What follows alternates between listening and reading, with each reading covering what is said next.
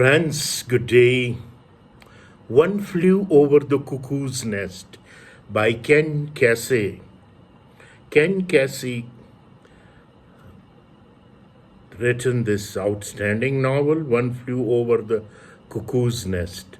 So the story of this starts with the Chief Bromdom, the character Chief Bromdom, the half-Indian narrator of One Flew Over the Cuckoo's Nest, has been a patient in an Oregon psychiatric hospital for 10 years. His paranoia is evident from the first lines of the book. He suffers from hallucinations and delusions. Bromden's worldview is dominated by his fear of what he calls the combine, a huge conglomeration that controls society and forces people into conformity. Bromden pretends to be deaf and dumb and tries to go unnoticed, even though he is 6 feet 7 inches tall. The mental patients, all male, are divided into acutes who can be cured and chronics who cannot be cured. They are ruled by Nurse Ratchet, a former army nurse who runs the ward with harsh mechanical precision. During daily group meeting, she encourages the acutes to attack each other in their most vulnerable places, shaming them into submission. If a patient rebels, he is sent to receive electroshock treatments and sometimes a lobotomy, even though both practices have fallen out of favor with the medical community. When Randall McMurphy, another character, Randall McMurphy, the protagonist of this novel, the hero of this novel, arrives as a transfer from the Pendleton work farm.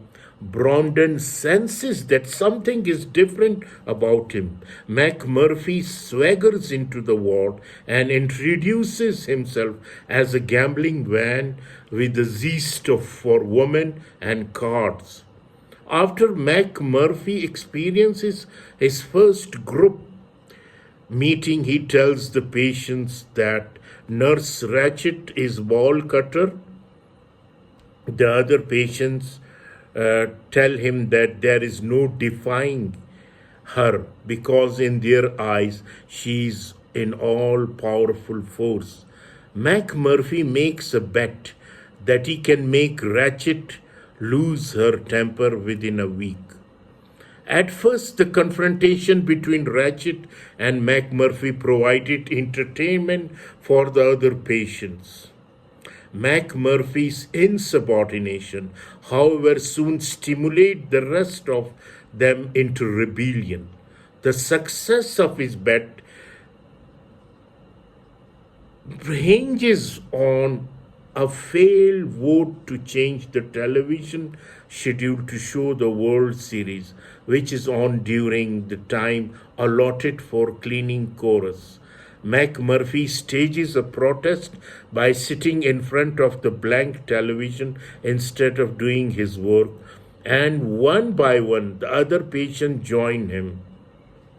Nurse Ratchet loses control and screams at them. Bromden observed that an outsider would think all of them were crazy, including the nurse. In part 2 of this novel, McMurphy, flushed with victory, taunts Nurse Ratchet and staff with abandon. Everyone expects him to get sent to the disturbed ward, but Nurse Ratchet keeps him in the regular ward, thinking the patient will soon see that he is just as cowardly as everyone else. McMurphy eventually learns that A voluntarily committed patients are stuck in the hospital until the staff decided they are cured.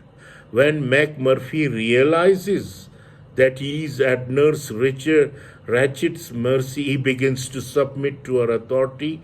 By this time, however, he has unintentionally become the leader for the other patients, and they are confused when he stops standing up for them. Cheswick, dismayed when McMurphy fails to join him in a stand against Nurse Ratchet, drowns in the pool in a possible suicide. Cheswick's death signals to McMurphy that he has unwittingly taken on the responsibility of rehabilitating the other patient. He also witnessed the harsh reality of electroshock therapy and becomes genuinely frightened by the power wielded by the staff. The weight of his obligation to other patients and his fear for his own life begins to wear down his strength and his sanity. Nevertheless, in part 3, McMurphy arranges a fishing trip for himself and 10 other patients. He shows them how to diffuse the hostility of the outside world and enables them to feel powerful and masculine as they catch large fish without his help. He also arranges for Billy Bibbit to lose his virginity in the novel by making a date between Billy and Candy Starr, a prostitute from Portland. Back on the ward in part 4, McMurphy reignites the rebellion by getting into a first fist fight with the aides to defend George Sorensen. Bromden joins in and they are both sent to the disturbed ward for electroshock therapy. McMurphy acts as if the shock treatment do not affect him and his heroic reputation grows. Nurse Ratchet brings him back to the ward so the other patient can see his weakened state. The patient urged McMurphy to escape, but he has arranged Billy's date for that night and he refuses to let Billy down. McMurphy bribes Mr. Turkle, the night aide, to sneak Candy into the hospital and they have a party on the ward. Billy has sex with Candy while McMurphy and other patients smoke marijuana and drink. Harding tries to gird McMurphy to escape with Candy and Sandy to Mexico, but McMurphy is too wasted and falls asleep. The aides discover the mess the next morning, setting off a series of violent events. When Nurse Ratchet finds Billy with Candy, she threatens to tell Billy's mother. Billy becomes hysterical and commits suicide by cutting his throat. McMurphy attacks Ratchet, ripping off the front of her dress and attempting to strangle her. In retaliation, she has him lobotomized and he returns to the ward as a vegetable. However, Ratchet has lost her tyrannical power over the ward. The patient transferred to the other wards or check themselves out of the hospital. Bromden suffocates McMurphy in his bed, enabling him to die with some dignity rather than live as a symbol of Ratchet's power. Bromden, having recovered the immense strength that he had believed lost during his time in the mental ward, escaped from the hospital by breaking through a window. So this is the story of the One Flew Over the Cuckoo's Nest by Ken Kesey. And let us come to the character. We have a strange character. Like Chief Bromden, the narrator of the novel, Chief Bromden is the son of the chief of the Columbia Indians and a white woman. He suffered from paranoia and hallucination. He received multiple electric shock treatment and has been in the hospital for 10 years. Another character, the hero of this novel, Randall McMurphy, the novel's protagonist. Randall McMurphy is a big redhead gambler, a con man. His body is here only scared and tattooed, sentenced to 6 months of a prison, diagnosed as a psychopath. He thought the hospital would be more comfortable. Another character, the dictatorial nurse, the dictator of this, the nurse Ratchet, the head of hospital ward, Nurse Ratchet, the novel's antagonist. She rules her ward with an iron hand.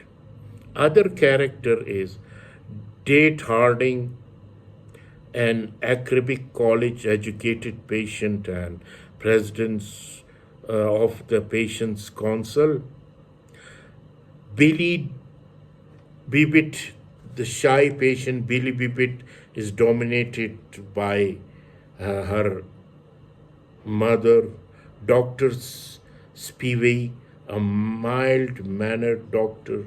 Charles Chiswich, the first patient to support McMurphy rebellion. Candy Star, a beautiful, carefree prostitute. So these are the characters in this novel, One Flew Over the Cuckoo's Nest. I'm sure if you read this, and a movie was also built on this novel, made by this novel, an award-winning movie, One Flew Over the Cuckoo's Nest. Kindly subscribe this and push the like button. Thank you very much.